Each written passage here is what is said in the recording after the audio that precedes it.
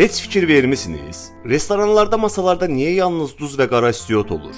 Hətta evlərdə də belədir. Yaxşı, duzu qəbul etmək olar. Bəs niyə məhz qara istiot? Niyə qırmızı biber yox?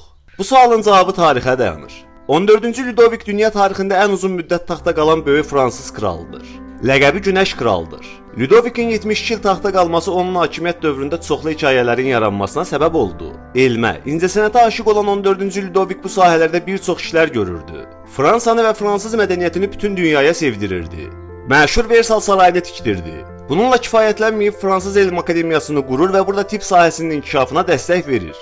Beləliklə bütün dünya onun etdiklərini təqlid etməyə başladı. Ancaq yemək içməkdən çox zövq alan 14-cü Ludovikin bir müddət sonra dişləri çürüdü. Özünü qurduğu Fransız Akademiyasının həkimlərinə etibar etdi və beləcə olanlar oldu.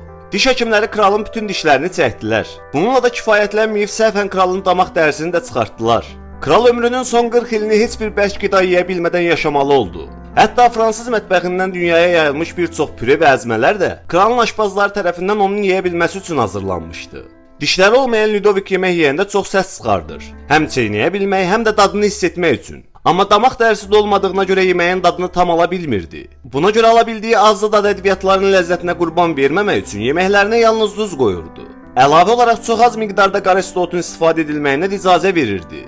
Bu dövrdə fransız mədəniyyətinə heyran olan dünya da bunlar yəqin nə isə bilir deyərək masalarına yalnız duz və qara istot qoymağa başladı. Və bu vərdiş bu günə qədər davam edir. 14-cü Ludovik isə həyatının yarısını yeməklərin dadını tam hiss etmədən yaşadı. Amma bütün bunlara baxmayaraq, öldüyündə mədəsi normal insanlara müqayisədə 2 dəfə daha böyük idi.